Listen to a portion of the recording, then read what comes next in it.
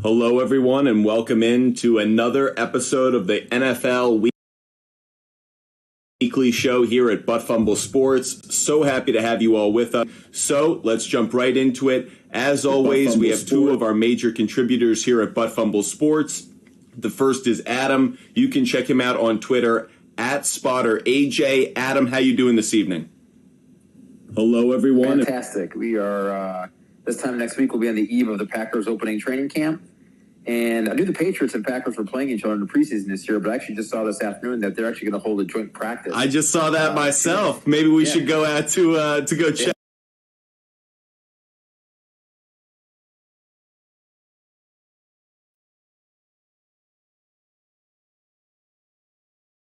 Saw that myself. Maybe we should go out to go check that out. Is that going to be in Wisconsin or is that in New England?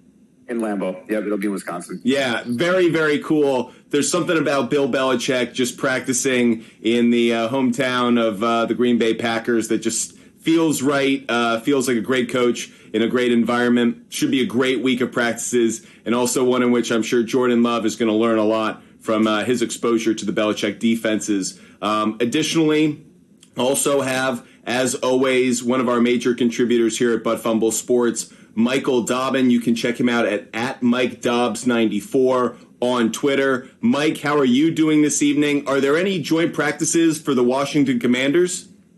I'm not entirely sure, but I am doing well, and I'm ecstatic that the news yesterday broke that there is going to be a Christmas. So congratulations, Mike. Washington is one step closer to leaving the hell that is Dan Snyder ownership and moving closer to the light, which is somebody else's ownership and another set of decades of misery, but at least it'll be a different phase of misery. I just want to tease that for you. We've got a lot to get into the show tonight. Obviously, I'm bringing my jokes along with these two about our teams. Things are going around the NFL. My Patriots not only lost out on DeAndre Hopkins, but now there's a lot of talk of Bill Belichick and being on the hot seat. We'll talk about that. The Jets have set a new standard for Hard Knocks. They're not pulling back the curtain quite as much as other teams. We'll go around the table on that one. And finally, DeAndre Hopkins did find a home. We're going to kick it off with that before, obviously, we'll get to our picks for Week 6. We've been going week by week. We need to catch up, guys. We might need to do some two-show weeks coming up. But we'll also get to Week 6 of the NFL, giving out picks as we go through every week of this season to get ready for our NFL future bets. But I want to start with, obviously, the big news of the week, DeAndre Hopkins signing what is a 2-year deal, heavily laden with incentives, but I believe it's in the mid-20 millions. Adam, what are your early thoughts about DeAndre Hopkins landing with the Titans? Yeah, so what I saw was a 2-year, $26 million with up to $32 million of incentives. And for him to go to Tennessee, that's big for Tennessee to get him because let's look at both sides of the coin here. Tennessee, it's good for them to get him because their wide receiver room is just pathetic. Pathetic after A.J. Brown was traded like nothing. It's all Kyle Phillips. Like, who are these guys, right? So you get a number one wide receiver in there. But on the other side of the coin, why would Hopkins want to go here? The quarterback room's a disaster between Tannehill and Levis. This team is just a disaster. His offensive line is going to be suspect. And like we just mentioned, this wide receiver room is terrible. So other than him just stepping in and being the number one wide receiver, I don't know why he would want to come here. You're not going to win, right? I mean, and I guess you're going to catch all the passes. But like I said, you have Tannehill and Levis at quarterback. How much action are you really going to see here? So this, to me, this makes absolutely no sense for Hopkins to go here. But for Tennessee, they get a number one wide receiver. Michael, did you find any logic in the Hopkins side? We can all see why it makes sense for the Titans. They need to add talent at that position. But is there any reason besides money? Obviously, it seems like money is just the obvious one. Mike, is that what it came down to? Yeah, I think Adam hit it right on the head with this. I think it's a lateral move from Arizona to Tennessee. Clearly, with the teams that he was visiting, I don't think he really thought about winning was his priority. I think he wanted to follow the bag, which obviously, when you're getting up there in age, you got to get the guaranteed money. So I can't really fault him for that. And there's a joke that goes around saying that Tennessee is like the wide receiver graveyards for the old Julio Jones, Randy Moss. Yeah, right. Andre Johnson. So, yeah. So we shall see. I don't think that's a great move for him personally. Obviously, on the Tennessee side, you have nothing to lose. Once again, that wide receiving room is abysmal. So you do get your number one automatically day one wide receiver. So I think he did just follow the bag. So I can't really fault him for that. I can kind of fault him, actually. And I'm going to take a shot across the bow of DeAndre Hopkins. Because when we saw that midseason Hard Knocks with the Arizona Cardinals, it became very apparent that for DeAndre Hopkins, a legacy was very important. He wants to be a Hall of Famer. He wants to be a player that people come up to in the airport, in his retired life, and say, oh my, there goes DeAndre Hopkins, one of the greatest wide receivers of all time. And if you don't win a Super Bowl, do they say that about you? Maybe if you're Megatron, but is DeAndre Hopkins in that kind of class? Is DeAndre Hopkins, first of all, is he a Hall of Famer? I think he probably is, but I think it's probably still in the fringes, if I'm being fair. Because of the suspension, because of PEDs. Yeah, that's what I was going to. I think he's in the hall of very good players right now. So I think he's at that level, but it all does matter about his play. I don't know right now if he is considered, if he even might think himself considered to be one of the greats, because there's a lot of room that he has to catch up to be considered that. We would all consider Julio Jones a Hall of Famer, correct? Yeah. And Julio Jones never won a Super Bowl. So he was in a Super Bowl, but he never won one. And by the way, in that Super Bowl, he probably made the most remarkable catches like that you could possibly make. So we put him on that level, and we go, okay, DeAndre Hopkins, have you done enough? Going to Tennessee, I actually think could be him fading off, and I don't think he's going to put up enough production. I think, first of all, who's going to get all the attention from an opposing defense in the passing game? It's going to be DeAndre Hopkins. Like you said, there are no other threats. And are they going to even compete for a wild card? I don't think so. I think the Titans are closer to a tear-down, rebuild, try to chase after Caleb Williams than they are to a wild card spot, in my estimation. The real story of this, and we're going to transition it slightly, New England Patriots, what are you doing? Why did you not spend the money?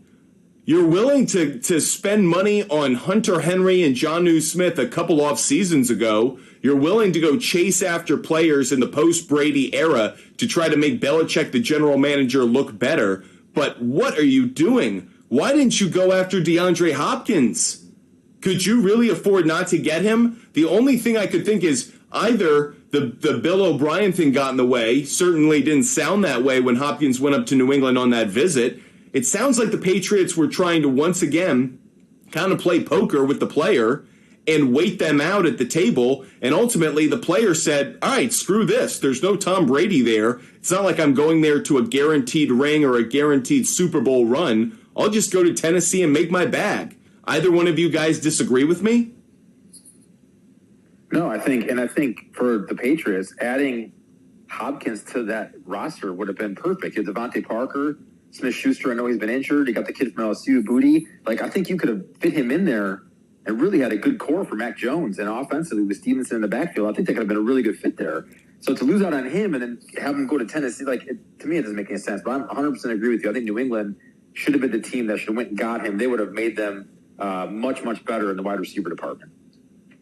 Yeah, I agree. I think that New England should have fought harder to sign Hopkins because that would help the development of Mac Jones tremendously. I mean, you look at the two quarterbacks right now, it's going to be Tannehill and Mac Jones. Like, you rather build the relationship with a young quarterback with a star wide receiver rather than an aging quarterback and a rookie. So I think that the Patriots should have fought a lot harder. No, this is a silly one to me, but it leads me into one rant that I had because I wanted to dive into it for tonight's show, and that was there are people who are saying Bill Belichick is on the hot seat, and I think that is moronic. I think it may be true, but I'm saying if Bill Belichick is on the hot seat, I think that is absolutely moronic. Now, if you want to say that Bill Belichick, the general manager, should be on the hot seat, fine. Bill Belichick, the general manager, probably should have been fired a while ago. But Bill Belichick, the head coach, remains to me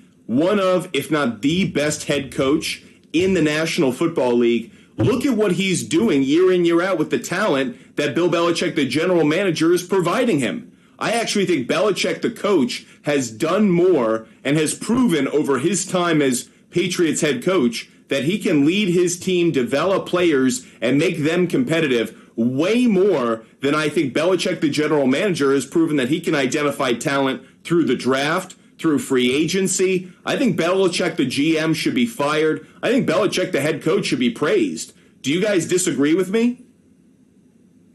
I think Bill Belichick, the coach, can coach as long as he wants, right? But I've never been a fan of the coach and the GM. Like Mike Homer, when he went to Seattle and he wanted the GM role, the head coaching role, I just never been a fan of the head coach assuming general manager duties. You lose that checks and balances that you need to 100%. Keep someone in line, and especially as we've seen so often, you start to believe your own myth. You start to breathe in your own exhaust. And I feel like Belichick at times has needed someone to kind of snap him out of his ways and go, hey, I know you always zig when the league zags, but you shouldn't do that. You really need to get speed on the field. That's where the NFL is right now. And he just didn't. I thought the Patriots for a while over the last few years did not get enough speed on the field.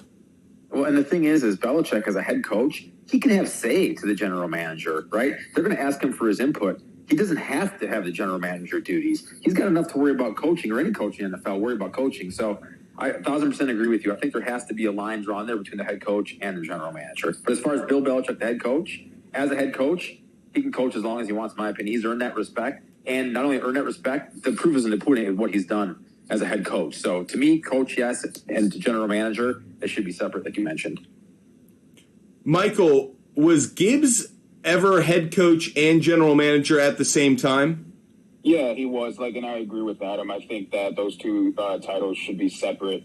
I even agree with all the coaches in the NBA when they get the titles of head coach and GM. It's just a recipe for disaster. I don't really think I've seen a team that succeeds in the playoffs and ultimately the championship when you have a coach that has both those positions. I just think they should be separate, and I agree. I think that Belichick as the head coach is untouchable. I mean, if he does get fired for some reason, who are you going to replace him with? I don't really think that I see any young coach right now up and coming that's going to replace him and do any better in New England. I completely agree with you. And the word is that Gerard Mayo, the de facto defensive coordinator, because they don't actually really give those titles around in New England, is the guy in line. But I would challenge anybody. Do you think Mayo is going to be a better head coach than Bill Belichick? If you want to fire Belichick, the general manager, go for it. Do it right now. Go hire somebody else. Go hire someone young, someone different, someone with a new perspective. I am all for it.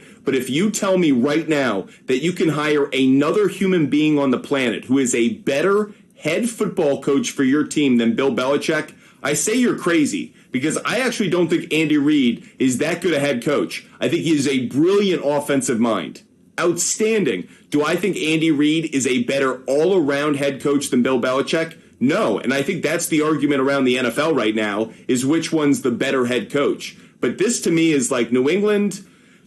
I just want to say this. I grew up in New England. I have a lot of friends in New England. I know a lot of New England Patriot fans. I'm just going to say this, and I hope it doesn't come back and echo in their ears. Be grateful for what you have.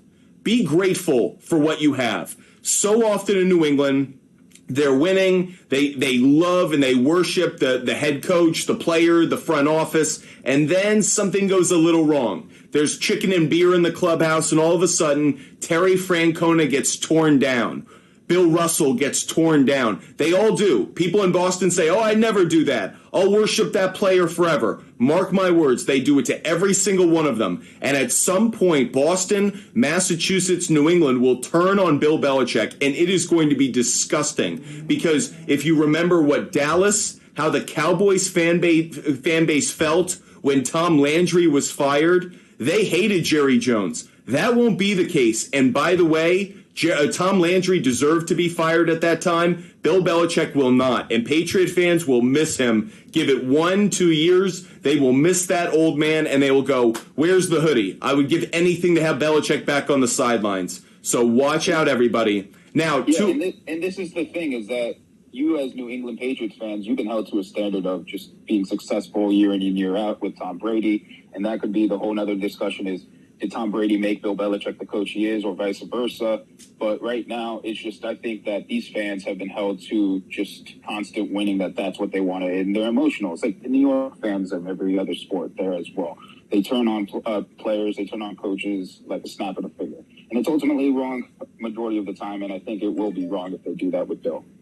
By the way, speaking of which, not only have the Patriot fan base has it been spoiled with Bill Belichick, here's a trivia question. Who were the previous 2 head coaches prior to Bill Belichick in New England?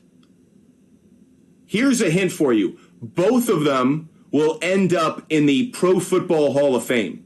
One's already there. One will probably go. Michael, Adam, any guesses? Carroll is... I was going to say Parcells. Those are the 2. That's exactly right. So it was Bill Parcells was the head coach when they went to the Super Bowl against the Packers. He then ultimately had that famous line, if I'm going to make the meal, I should be able to, go shop for the groceries. His whole thing about, I want to be general manager. I want to be in charge. And Robert Kraft, the owner, doesn't want me to have that kind of influence. He brings in Pete Carroll. Yes, that's right, New England fans. You have had 3 future or past Super Bowl head coaches be your head coach over the last, 25 years? I know we talk about quarterbacks in Green Bay. Patriot fan base has had the greatest run of head coaches you could possibly have. Parcells, Carroll, and Belichick? Jesus, who else do you want? Yeah, I'd be in heaven if I got one of those coaches in the past decade or 2 with Washington. So I can't complain. That's exactly right. And so again, mark my words, Patriot fans, these are the good years, even when they're bad. Now, turning to a team that Belichick, funny enough, coached and yet never did coach, the New York Jets. This is our last little bit of news before we dive into some weekly picks, which is the New York Jets have come out through Adam Schefter, him being the person who got the scoop on this, that the Jets won't pull back the curtains for Hard Knocks in quite the same way. That the Jets will not show players being cut, players being released. I ranted about this earlier in the day. I think that is capital P-U-S-S-Y stuff right there. I think that is the weakest of weak. I think that is so we can see a player get concussed. We can see someone get a broken bone, someone's skull get thrown into the ground, and yet, oh no, I'm not going to see them get cut? Really? Now, I understand we may say the Jets claim it's inhumane. Really? I think of all the things related to football, that's like if the Romans were like, you know what? I don't want anyone to see the gladiators down below, but sure, we'll let the lions tear them apart in public. I just don't understand it. IP Shade 45 says, that sounds like Aaron Rodgers talking. It certainly does to me. So we'll go to our resident Aaron Rodgers expert and tea leaf reader, Adam. Do you agree with this, or do you think this is some bullshit? So here's the thing. Number 1 is called Hard Knocks. That's the name of the show. Okay, Hard Knocks. There you go. Second thing is IP Shade might not be wrong, because in my opinion, this screams to me Aaron Rodgers had something to do with this. And I'm not saying Aaron Rodgers had something to do with not showing players getting released. I think Aaron Rodgers probably doesn't want a lot of inside access on himself. Right. So I think this is kind of all encompassing. But yeah, this has got 12 written all right, well, 8. Right, he's 8 now. This has got 8 written all over it for sure. Yeah, we're gonna have to get used to that number change. Michael, do you think that do you think cutting players on tape is inhumane? No, it's part of the business. As cruel, quote unquote, that sounds, I mean, that is part of the business.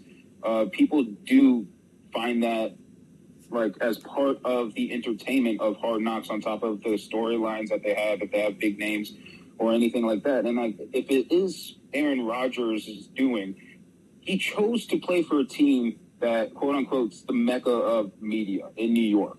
So if that's his response to Hard Knocks, is to hard cap a lot of the things that they're showing, why did you choose to play in one of the most cruel environments for sports media? Not only do I agree with you guys, but I'm going to say it again. I think the Jets are being so weak on this. This comes across as like, I mean, we have reality TV shows where we are cutting people, we are putting out flames, we are telling people they are shipped off the island almost every night, not just in this country, around the world. And I actually think that Hard Knocks has done a favor to some football players who did get cut because it was their 15 seconds of fame, which may have propelled them into greater opportunity in other parts of life. And some of these guys, that's it. They are the 93rd man that comes into camp.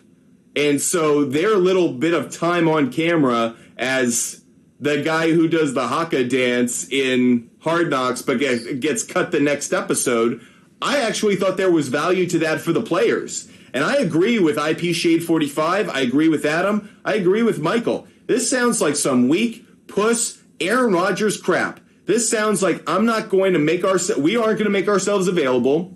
We aren't going to expose ourselves. You're treating us like animals at the zoo. Frankly, you don't want to...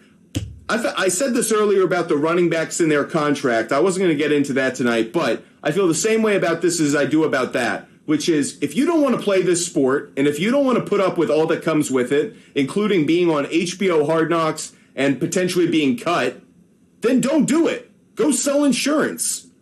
Go do some other job like the rest of us. You don't have to do this. I love the line from Dennis Rodman in The Last Dance. You don't get paid to play basketball. You get paid for everything else. Great. We want to see what it's like to be a pro football player because most of us have a normal day-to-day job, and we're trying to get a little bit of escapism. So now, not only do we not get the escapism, but now the Jets are throwing up these walls that you know is going to set a precedent, and we're not going to see in future years. And that's why I'm really ranting about this. It's because the Jets, in making this decision this year, are actually going to end up denying us what is good content and what is exposure and what is access for years to come. So Jets, what a bunch of puss. What a weak-ass response. And by the way, I hope this is a teaser for your season, because if you play this week, I'm not worried about you making the playoffs.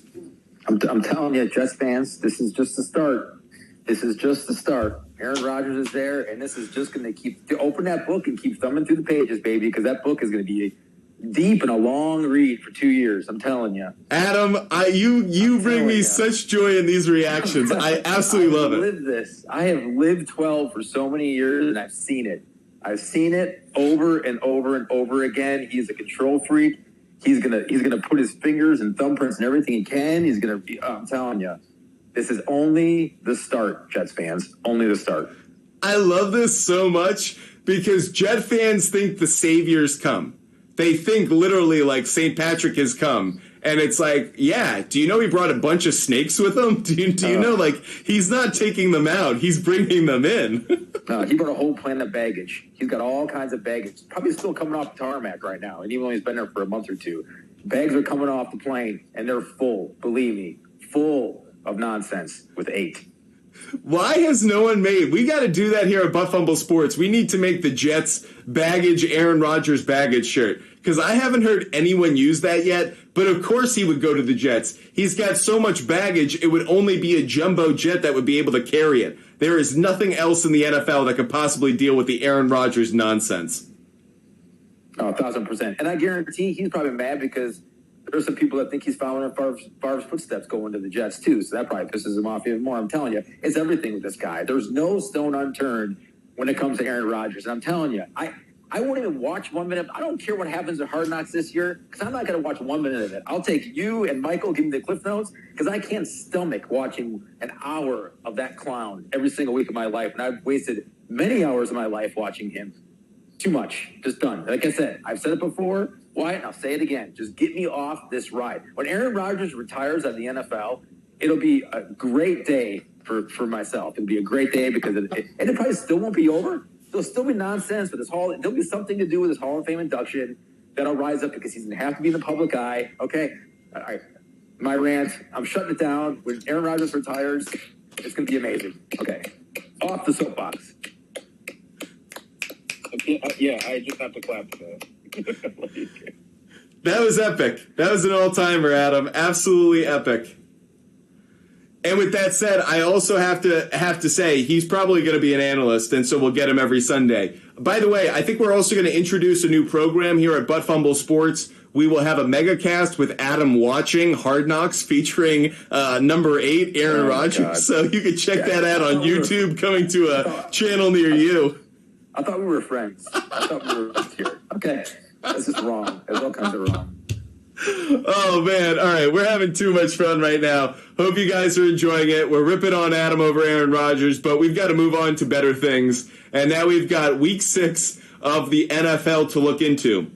You're saying to yourself, if you're new to the show, week 6, don't they know we haven't kicked off the season yet? Yeah, don't worry. We know. We've been going week by week, every show, to go through how we're building out our futures. We're kind of playing in our own fantasy football world right now. So how we've been playing out the first 5 weeks is what leads into week 6. We're going to break down every game of week 6. And ultimately, over the next few weeks, we will build out all 18 weeks of the NFL schedule and come up with the Butt Fumble Sports Show, futures, win-loss record, over-under. We'll have it all. So we will kick it off, as we always do, by starting. We're going to go through the time chronologically, so we'll go with the Thursday game first. Then we have some international action early in the morning on Sunday. Then we'll go through the 1 p.m., 4 p.m., and Sunday night game before getting to Monday Night Football. Let me zoom in so everybody can check out what we got going on here.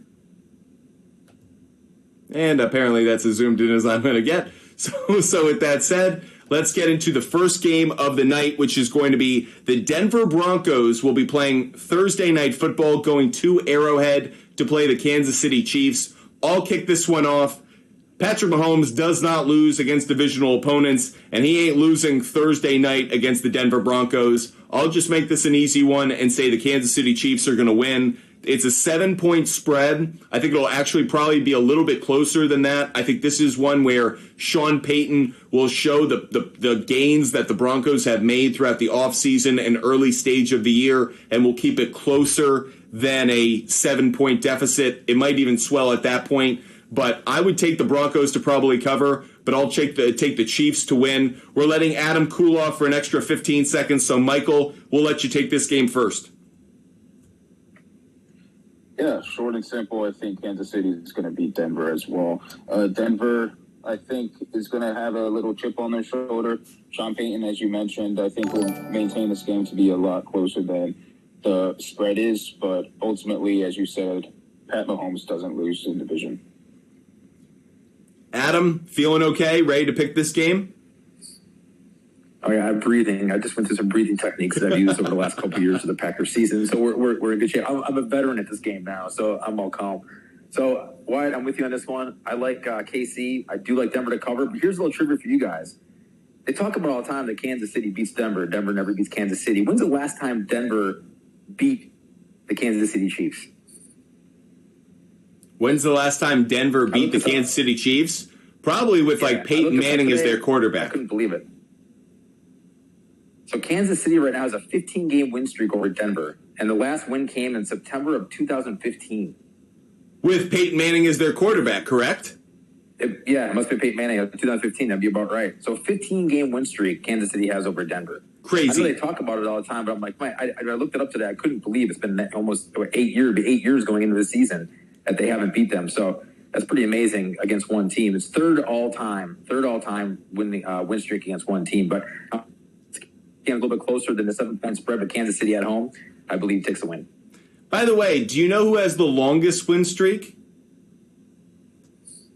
I can look it up unless you know it. Do you know the answer to that? I don't. I thought it was Tom Brady against the Bills. I know he has the most personal wins against one franchise against the Bills, but I'd be curious to know who's number one. It's just kind of an interesting fact. That's a great nugget. Obviously, that isn't just Patrick Mahomes. That's also Alex Smith with some ownership of the Broncos.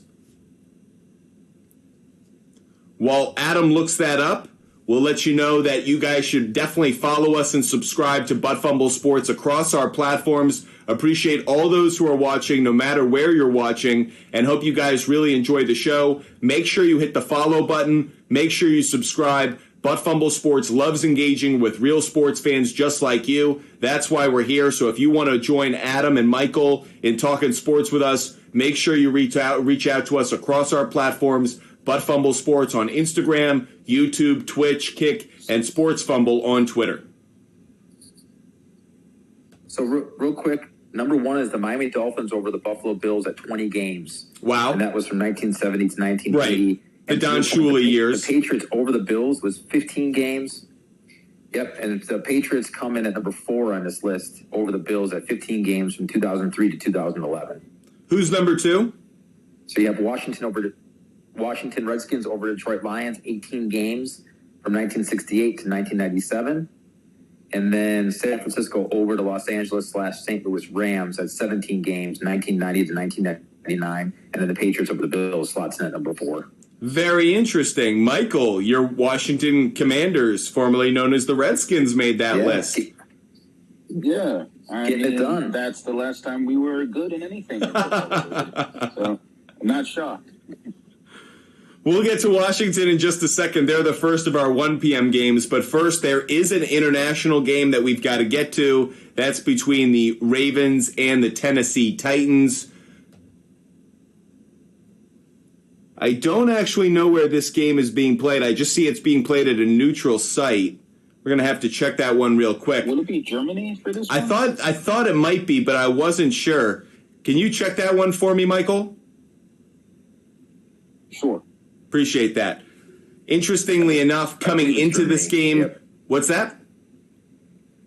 I believe Michael's right. I think it is in Germany, I believe. Interesting. Okay. Coming into this game, we have Baltimore with a 3-2 record coming off a loss on the road to Pittsburgh, and with Tennessee, maybe we have things changing slightly with DeAndre Hopkins joining the team, because thus far we have them winless through the year so far. Maybe we have that changing with DeAndre Hopkins joining the team. Maybe that loss to Indianapolis turns into a win. We might have to revisit that in future weeks. But for now, we'll start with you, Adam. How do you feel about this game? So this game actually is in London. The Patriots and Colts will be in Germany, and Okay. the Chiefs and Dolphins will be in Germany. So this game is actually in London. It's Baltimore versus Tennessee. Baltimore's a better team. They're showing us a -5 right now. We talked about the deficiencies that Tennessee has. Even though it's on Hopkins, that offense is still a mess. I think Baltimore's defense is really going to get after the quarterback, whether it be Tannehill or Levis, and will Lamar Jackson's legs get enough done. So I think Baltimore takes the win here, even though it's overseas. Michael, how do you feel about it? Yeah, I think Baltimore is going to get the win. The over-under for this is 41.5. I don't know necessarily if this is going to be an offensive game. Because it's more so, I don't think Tennessee is going to score that much. I know, as you just alluded to, they got Hopkins. I don't know how much of a difference that's going to make. And it's overseas. I don't know how typically the offense travels well when you go to England. So I think it will be more of a defensive-oriented game, but I do think Baltimore is going to win this one. I'm right there with both of you. I'm quick on it. I'm giving the win to Baltimore, the loss to Tennessee. I don't care if they have DeAndre Hopkins or not. I just really believe in this Baltimore team, and I think that after a loss on the road to Pittsburgh, I think they'll come back refocused and have a really good game and a good week. So I have Baltimore winning it. Let's move to the 1 p.m. window on that Sunday for Week 6, and we start with the Washington Commanders, who we have coming into this game with only 2 wins, but coming off a win in their most recent game against the Bears. And on the other side, we have them playing against the Falcons. Falcons we have coming off a win, actually with a decent record for us, coming in at 3-2. Michael, this is your account, so we'll start with you. Do you think Washington can get this win on the road in Atlanta? When you stack up wins, even if it's 2, it's considered a win streak. And Washington will be getting that first win streak of the season against Atlanta. They get extra rest after playing a Thursday night football game. I think Sam Howell's going to get a grasp of the offense a little bit better. And I think our defense is just ultimately going to stop Atlanta's offense. Bijan Robinson, he's a good young player, But at the same time, we got those two stud interior defensive linemen in Jonathan Allen and Darren Payne. So I'm not really that much worried about the run game for Atlanta. I'm not worried about their passing game and Desmond Ridder. So I think Washington's actually going to pull this one out. Adam, what are your thoughts? Oh, it's funny. It's like Michael just read my notes because I'm 100,000% agreement with him. I think everything he said is true. I think this is a week 6 now where Eric Bieniemy is starting to install his offense and Washington's starting to find a little bit of rhythm there. And Washington's defense against Desmond Ridder, who I don't really believe is an NFL quarterback, I think gets it done in Atlanta, and 100% agreement with Michael. I think Washington wins this football game, even though Atlanta is a 2.5-point favorite. I won't disagree with either one of you. I feel like this is a coin toss game for me, so I wouldn't bet this game when it comes. But I could see Atlanta winning. I could see Washington winning. Just feels like one in which who's the healthier team? Is Bijan Robinson banged up by this point into the year? Is Desmond Ridder starting to fall apart?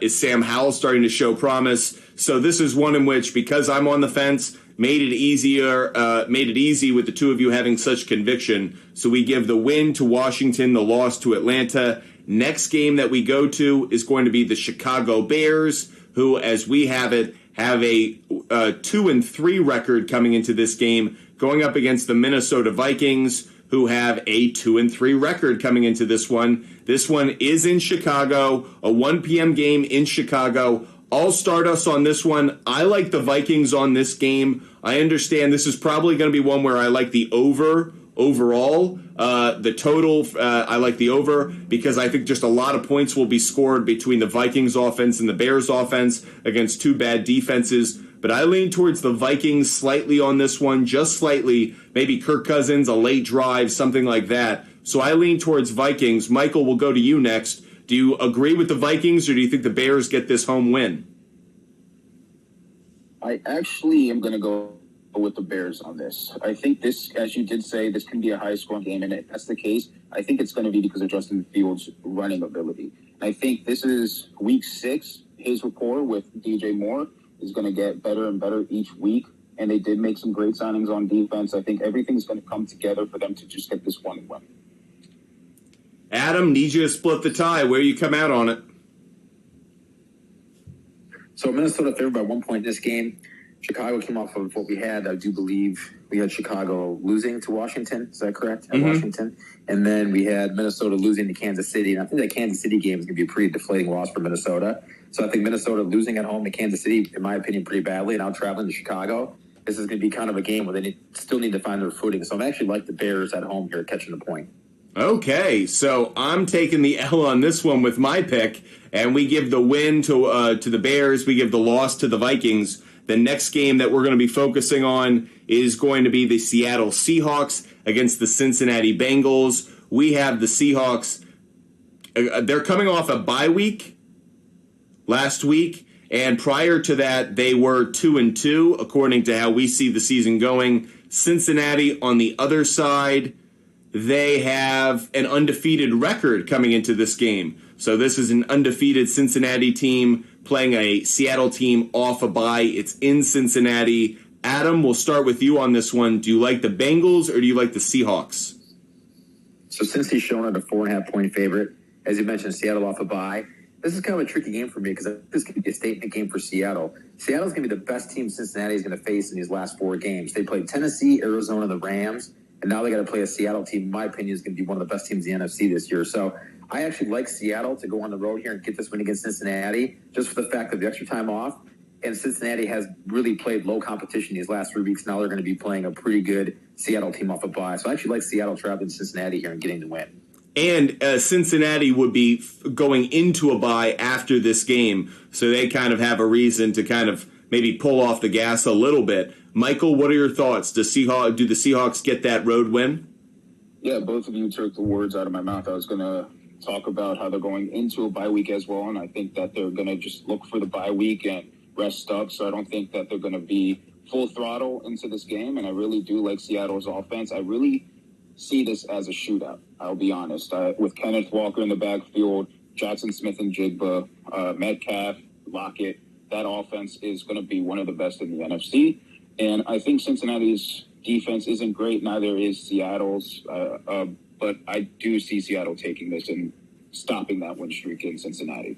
And to that point, I do see a lot of points being scored between the two teams, but I actually think, to what you were kind of saying, which defense ultimately plays just a little bit, above the other, I think it's going to be Seattle, and I think it's going to be the cornerbacks of Seattle that just make enough plays to ultimately hold the Bengals to the deficit, to the 1 or 2 points. But I feel like this is going to be very tight. Either way, I would take Seattle to cover. Seattle 4.5. That just feels like a steal. Again, coming off a bye, Bengals going into a bye week. I feel like that 4.5. I know we're a long way out from week 6 of the NFL, but that's one that I would already have kind of circled on my schedule and on my betting board. Additionally, we will now move to the San Francisco 49ers. They come into this game with only one loss, a week 1 loss at Pittsburgh, but we have them finding their footing. They travel to Cleveland to play the Browns. The Browns have just 1 win on the year, but are coming off a bye week. So can Deshaun Watson off a bye week win at home against the 49ers? I'll say yes. I give Cleveland this win. They're a 1-point underdog, but again, I like them coming off the bye week, being at home, hosting the 49ers. I actually think that favors them. So I'll go with the Cleveland Browns on this one. Michael, we'll go to you. Do you like the Browns or do you like the 49ers? Yeah, I like Cleveland coming off the bye with the win against the 49ers. I think having Deshaun Watson finally having a whole training camp to play with the Browns, they're going to stumble out of the gate, I think. But I think that after that bye week, I think they're going to come back out on top. Adam, any disagreement? No, it's funny. Pretty much everything Michael said and you said, I agree with. That Sunday Night Football game with San Fran's going to come off a win there, travel to Cleveland off a bye. And I think, to me, this just smells like a huge Vegas win game here. San Fran will be laying 1 or 2 points in this game, and everyone's going to be like, how can they be only laying 1? They're going to kill Cleveland, and Cleveland's going to come through with the win here. So this has got Vegas written all over it here, the public losing on this one. So I'm with you guys. I like Cleveland as well. I totally agree with you. I think that's a good call. Next game we're going to get into is the Saints are a 3-point favorite traveling down to Houston to play the Texans. The Texans come into this game with no wins on the year. We have the Houston Texans winless so far on the year. Meanwhile, the Saints, actually a decent 3-2 record. They're coming off a loss at New England, according to us last week. And the Texans are coming off a loss to the Falcons in the previous week. So, do the Houston Texans finally get their first win of the year? Michael, we put you on the clock. I don't. I think that New Orleans with Derek Carr, healthy, Michael Thomas, hopefully, fingers crossed, Chris Olave, that defense, I think that New Orleans is going to come out with the win. I think that they're finally going to separate themselves from the rest of the teams in the NFC South in that division as well with this win. Because even though it's an out-of-the-division rival, I still think that they're going to stack up the wins. It would make them 4-2 and would certainly put them in a good spot for a playoff run. Adam, what are your thoughts? Yeah, I think this is a bounce-back spot for the Saints here. We had them losing to New England. Now they travel on the road to Houston. Perfect remedy. Houston's heading into a bye week, so they'll be licking their wounds from the start of the season here and trying to evaluate what they have. And I think that bye week's going to look way more important than trying to put a competitive football game on the field. So New Orleans -3. I like the Saints in this one. Next game we're going to go into is the Colts traveling to Jacksonville. Feel like we can be pretty quick on this one. Maybe it's more about the spread. Right now, Jacksonville is 6.5-point favorite. I have Jacksonville winning, but I actually think this could be a closer game than people think. I would take probably the Colts to cover. I would do that butt fumble sports thing and add 1.5 on top of it, get them at +8. But I actually think that the Colts could cover this, but I will take Jacksonville on the win. We'll make this a quick whip around. Adam, win, but do they cover? Jacksonville, Colts to cover. Michael? I'll also say Jacksonville is winning this because they are coming off double games overseas, but it's going to be a lot tougher than people think. Sounds like we're all in agreement on Jacksonville to win, but that cover play could be a good spot to take. We have 2 more 1 p.m. games to get into. The next one is the Carolina Panthers who have have one win, a win against the Vikings, according to us, but that is their only win of the year. They're playing the Miami Dolphins in Miami. Miami, according to us, actually having a bit of a rough stretch. They have a 3-2 record. They are coming off a win against the Giants, and they play the Eagles in the following week, so a very important game. Do we feel like this is a trap game for the Dolphins, or is there no concern? Michael, we start with you. Yeah, I hope they don't look ahead against Philadelphia, because this game against Carolina is an easy W for them, I think. Carolina, all things are going to tell about Frank Reich as a quarterback with the young rookie quarterback. But right now, if everything stays healthy on the Dolphins, and I don't see Miami losing this. Adam? Yeah, this to me is, Miami -7. This game to me looks like a classic. Carolina goes in the first quarter, half of the second quarter is up 10, 13, nothing. And then Miami goes to halftime and comes out, finds their footing, and ends up, coming back and winning like 24-10, 24-13. So I like Miami at home here, but I think Carolina will control the first half, but Miami pulls away in the second. There is one part of this that feels a bit dangerous to me when it comes to being a trap game, and that's Brian Burns. And this defense of the Panthers, they can get at you. If they put enough pressure on Tua, could he get hurt? Could he get flustered? Could there be an issue? So it's the one concern I have about this game, but I'm not going to overthink it. I'm going to make certain assumptions, especially picking this game in July, and that is that Tua will be able to protect himself enough to be able to stay on the field, so I will take Miami taking the win. We move now to the Detroit Lions going down to Tampa Bay. A year ago, you would have thought that Tampa Bay would be the favorite, but no more Tom Brady. It's now the Baker Mayfield show. So Tampa Bay, according to us, is winless, but they are coming off a bye week. Meanwhile, Detroit, they have a 3-2 record, but they're in a good stretch of games between the Panthers and now the Tampa Bay Buccaneers. I have the Lions winning this game, even with the Bucs coming off the bye. I just think it's going to make it a closer game, but I would lean towards the Lions. Adam, do you agree with me? Yeah, Tampa Bay could come off 6 bye weeks. That's not going to matter. This team is just absolutely terrible. So heading to Detroit, no chance. Detroit's only -3.5, which by the time that game comes around, I've got to think that game is going to be around 7. So Detroit, to me, very easy play here. Adam just drinks gasoline, apparently, because he is just bringing the fire today. He is just spitting absolute fire. Fired up. Yeah, I can tell. It's all those cashing tickets on your weekend plays. Michael, how about you? How do you feel about this Lions and Bucs game? Yeah, it does not matter who's behind center on Tampa Bay. It could be Kyle Trask, could be Baker Mayfield. Detroit Lions come winning that game. Love it. Quick and to the point. Michael's pick brings us into the 4 p.m. window. There are 3 4 p.m. games, one at 4:05, 2 at 4:25. The 1 4:05 game is a Patriots reunion. It is Bill Belichick and the Pats traveling out to Vegas to play Josh McDaniels and the Raiders. And yes, it will bring a lot of reminders to one of maybe the most embarrassing moments in Bill Belichick's history as a head coach. That failed lateral moment last year where Chandler Jones ended up stiff-arming Mac Jones into the ground. We commemorate it here at Butt Fumble Sports with a T-shirt that we sell. If you want to check that out, make sure you go to our website, buttfumblesports.com. That said, Patriots, Raiders, round 2. I am just going to say I do think the Patriots win this. Normally, you guys know I fade the Patriots, even while being a fan, even while liking them. I do fade them often. I often emotionally hedge, but I do think there will be revenge in this game. No Derek Carr. It's Jimmy G. I think the New England Patriots win. Michael, do you agree with me, or is it a repeat of last year and the Patriots have their hearts broken in Vegas? Yeah, no, I actually agree with you, and it's not necessarily about the revenge. It's more so about Jimmy G. Is Josh Jacobs' heart really going to be in the season after not signing a deal with them today?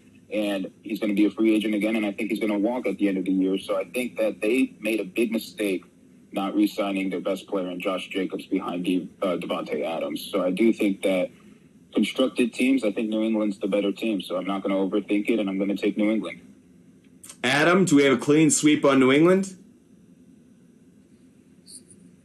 Yeah, I mean, to me, this is a teacher versus pupil game, right? And I know sometimes they could say, well, the pupil can outsmart the teacher, but, I'm taking Bill Belichick over Josh McDaniels. And who knows, we're at week 6 ready. Who knows if Hoyer or Aiden O'Connell is playing quarterback for the Raiders at this point. So, to me, because of Garoppolo and because of Belichick over McDaniels, I will ride with the Pats. Funny enough, Belichick has a terrible record against his proteges. So just to put that out there as someone who's aware of it, I don't think it matters. Clearly, I'm taking Belichick on this one. Again, Jimmy Glass, Jimmy G on the field. He'll probably shatter by this week. So yeah, probably right. Let's move to the 425 game. Oh boy. Whoever won the rights to this game from a broadcasting standpoint, you definitely won the shit bowl. The Arizona Cardinals are at the Los Angeles Rams.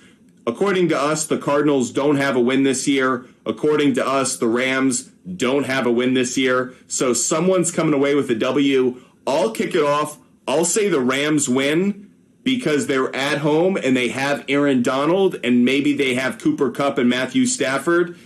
I guess that's enough of a reason. Adam, do you agree?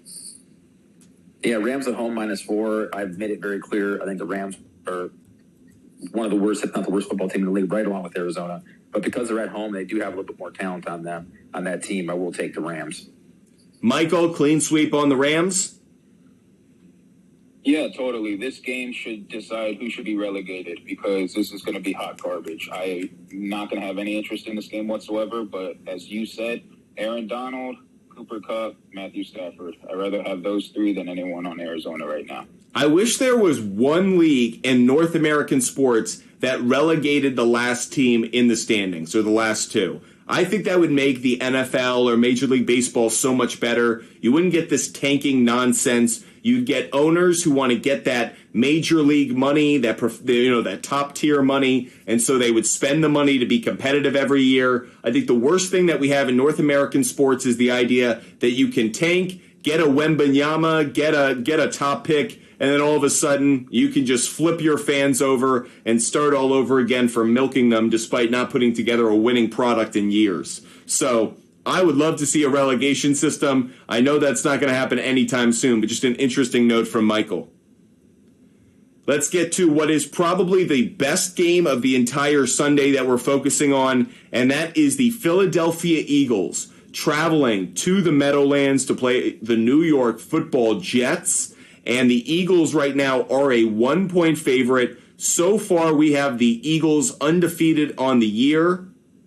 We have the Jets with 2 losses, one to Dallas and one to Kansas City. This is a mega game. This is obviously a 425 America's Game of the Week kind of game, just the type that Aaron Rodgers used to thrive in at Green Bay. As always, we go to our resident Aaron Rodgers lover. Adam, what are your thoughts on this game? Does Rodgers pull off the win against the Eagles? First of all, how dare you, Aaron Rodgers lover? How dare you talk to me that way? It's ridiculous. Absolutely ridiculous. No, I'm kidding. Okay, I'm calm down now. Calm down. Okay, but I do want to go on record and say that this Philly game, to me, how I have it written out, this will be the third straight loss of the Jets. I know we weren't in complete agreement of that, but Kansas City, Denver, and Philly means 3 losses in a row for the Jets heading into the bye week. That's going to be a tough football game, and I think aside from Aaron Rodgers, that Philadelphia offense against that Jets defense is going to be the key here. I think that's going to be a really, really interesting, battle in this football game. And then Philly's a -1, but I do like Philly here. It's going to be a close game. It's going to be a tight game, but I do believe this will be the Jets' 3rd loss in a row heading into the bye week. And, let the Wolves feast because the Jets fans aren't going to be happy because, like as you mentioned before, St. Patrick's Day, Aaron Rodgers, everyone's jolly and hugging him and loving life, and now they're going to lose 3 in a row heading into a bye week. It's going to be a long 2 weeks for Mean Green to sit on the sidelines here and look at their quarterback and wondering what went wrong, bringing the hallowed hope of the NFL, Aaron Rodgers, to New York to save the franchise. So, yeah, we'll see how they feel when they lose 3 games ahead to the bye week. We'll see how how fast the Pope isn't kicked out of the church or the chapel, and the white smoke's going up to build up the new one. Because I'm telling you, the fanfare is going to be over. The honeymoon's going to be over by the time they head into this bye week. Believe me, I've seen it and I've lived it.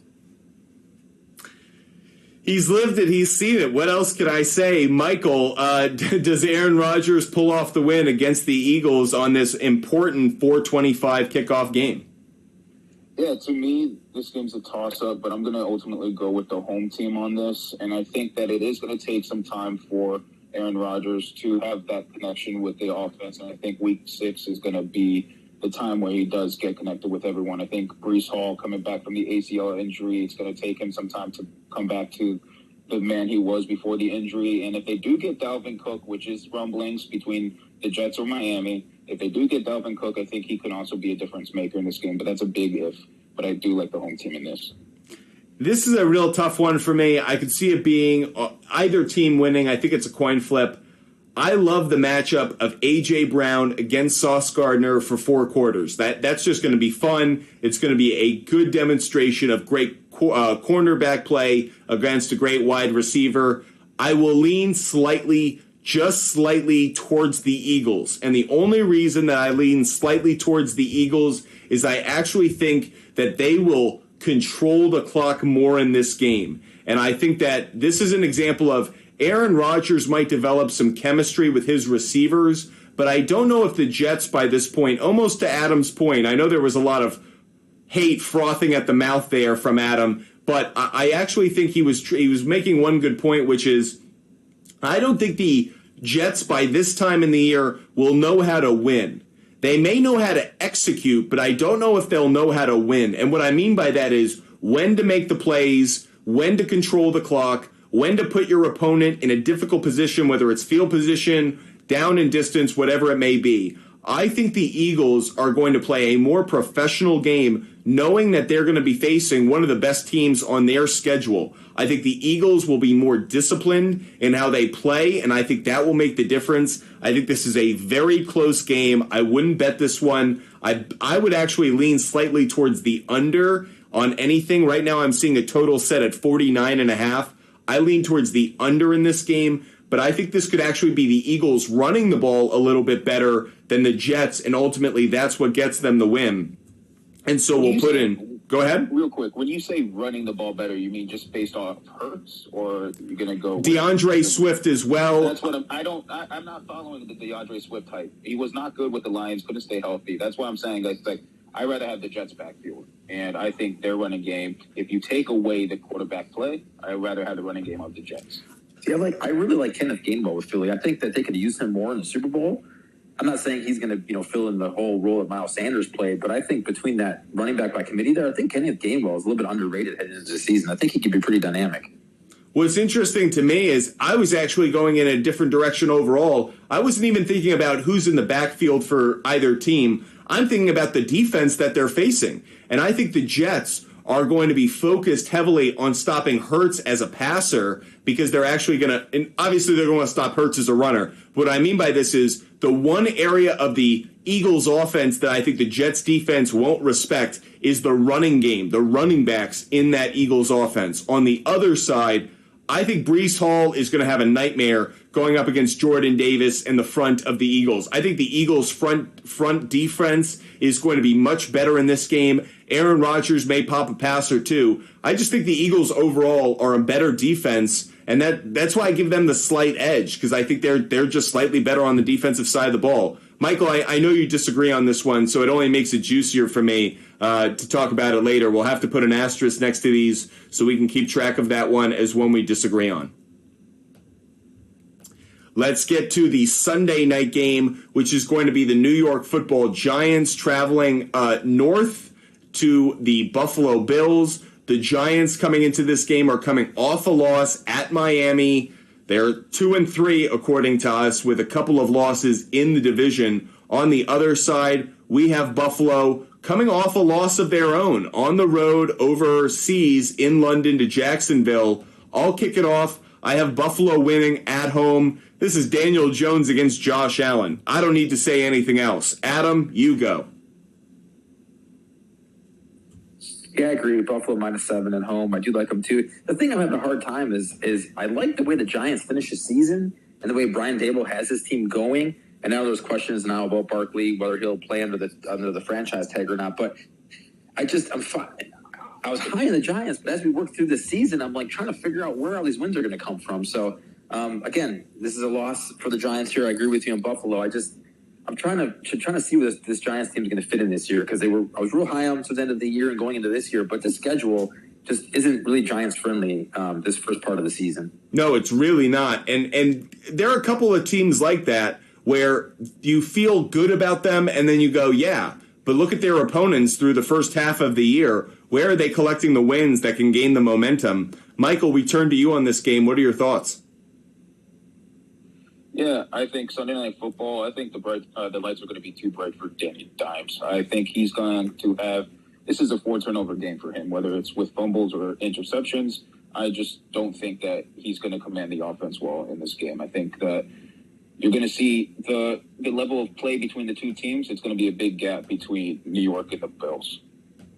I completely agree with you, and I think it's a great call that Danny Dimes kind of melts under the heat of Sunday Night Football. That brings us to the ultimate spotlight, Monday Night Football, and Monday Night Football will be in L.A., and it'll have the Stars coming to town, and that'll be the Stars on the helmet, as the Dallas Cowboys will come into that game. Right now, they're actually a 1-point underdog, and this could be also called the Kellen Moore game. Of course, the former offensive coordinator for the Cowboys who was let go. He then went to Los Angeles to help Justin Herbert chase after MVP dreams and Super Bowl dreams. As we have it right now, the Chargers are coming off a bye week. They are 2-2 with that bye week. And with Dallas, we have Dallas with a 4-1 record, with their only loss being the previous week against the 49ers. Michael, we'll start with you. Dallas, Chargers, which way you going? Yeah, I'm going with the Chargers coming off a bye week, playing at home Monday night. I'm also going to hit the over on Dak Prescott throwing 10 interceptions like he said he guarantees he won't. So I just think that I love Derwin James on the Chargers. I think he's actually going to pick off Dak a few times, maybe once or twice. But I just don't see Dallas winning this game. They might have a big smile from ear to ear whenever I pick Dallas losing. I literally was going to say I have Derwin James having an interception in this game. So, Michael, whatever you're thinking, we are exactly along the same wavelength. Adam, what are your thoughts? Yeah, I like the Chargers at home here. This will be the second straight West Coast game for Dallas at San Fran and then at the Chargers. And I think you mentioned it, Kellen Moore. I think he knows how to probably scheme against that Dan Quinn offense. He's seen it, so he probably knows some holes and deficiencies there. And Dallas will be on a 2-game skid. Like Michael mentioned, Chargers off a bye, Dallas heading into a bye. And again, Dak Prescott coming out and saying he's not going to throw more than 10 interceptions is absolutely asinine. I mean, him saying that just makes me believe he knows he's going to throw probably 20 or more interceptions. So definitely over on that. But yeah, I like the Chargers here at home just for the fact that Kellen Moore, I think, will be able to scheme coming off a bye on that Dan Quinn defense.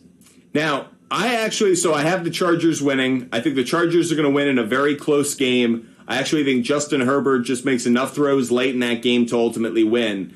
But I will say I actually am going to agree on I'm going to agree with Dak. I think Dak will go under on that interception total, but the only reason because we know the play calling is going to be what it used to be. They're not going to ask him to throw as much. He's going to do a lot more dinking and dumping and dunking and a lot of shorter passes, a lot of easier passes. I think that actually he could hit his under on those 10.5 interceptions or whatever, simply because I think he's not going to be throwing down the field nearly as often. I think they're going to try and protect him, not just making him look good, but obviously protecting him from a health perspective. So I could actually see that hitting. But I do have the Chargers winning this game. I think Herbert makes enough plays.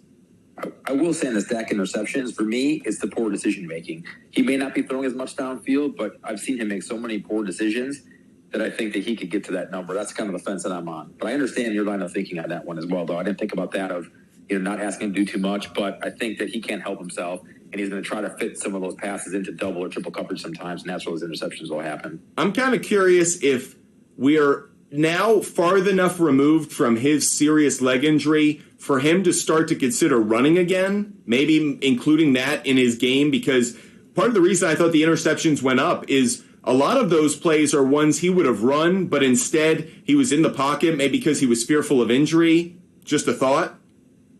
I don't know if he'll run more. I think if Tony Pollard's healthy back there, and even there are some rumblings that they might re-sign Zeke to a team-friendly deal, I think that would be easier for him. But also, I will say having Brandon Cooks on the field for Dak is going to make his life a lot easier because he does have that deep threat. But I think at the same time, throwing that deep ball to Cook can result into the safety help or the double coverage, as Adam talked about.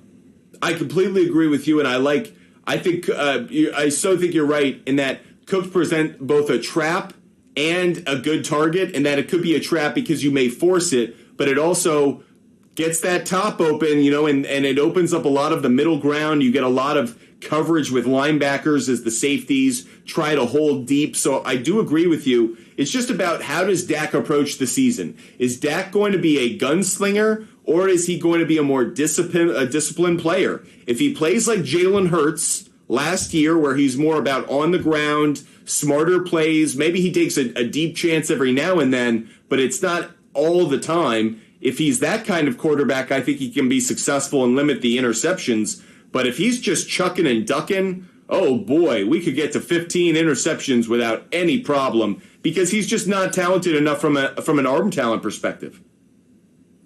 Yeah, and I mean, I guess it all depends what the difference between Kellen Moore and Brian Schottenheimer is, right? I mean, there's a pretty big difference. You have youth versus experience and age. I mean, Brian Schottenheimer's been around a long time, so maybe he can harness Dak and take that wild gunslinger mentality out of him. So you could be right about that. They could limit him to what he needs to do and makes him play him more within the system versus Kellen Moore, who probably gave him reins to air it out a little bit more and didn't have that, I guess, cachet or experience to kind of harness Dak. So maybe Schottenheimer can make that happen. And with that, that's our show for the week, everybody. Hope you enjoyed it. We are live every Tuesday night at 7 p.m. Eastern. Adam, Michael, and myself come on, rip, rant, and talk sports, talk specifically about the NFL. We will do some fantasy mock drafts. So Adam, Michael, get ready. We did our first fantasy mock draft with viewers earlier today on our daily Butt Fumble Sports betting show. We will have mock drafts that will include you guys in so you guys can participate. We'll do one of those probably within the next week or two. So if you guys want to participate at home, DM us, Butt Fumble Sports, on Instagram, YouTube, TikTok, Twitch, and Kick, or Sports Fumble on Twitter. Want to give a big shout out to our contributors, Michael Dobbin. You can find him at Mike Dobbs 94. That's at MikeDobbs 94. And also want to give a big shout out to Adam. You can check him out at SpotterAJ, SPOTTERAJ. Guys, thank you for a great night, a lot of laughs, a lot of fun. Adam, go cool off. I know you've taken it hot. Michael, go celebrate because the the Washington football team. I almost said the Guardians because I'm so used to a racist team being Washington. It could have gone the other way there. So no, you have the Washington Commanders to go celebrate their new ownership. Hope you guys have a great night. And with that, goodbye, everybody. Hope you have a great day. We will catch you guys tomorrow for the daily Butt Fumble Sports Show. So if you love our content, make sure you like the video, make sure you follow, make sure you subscribe,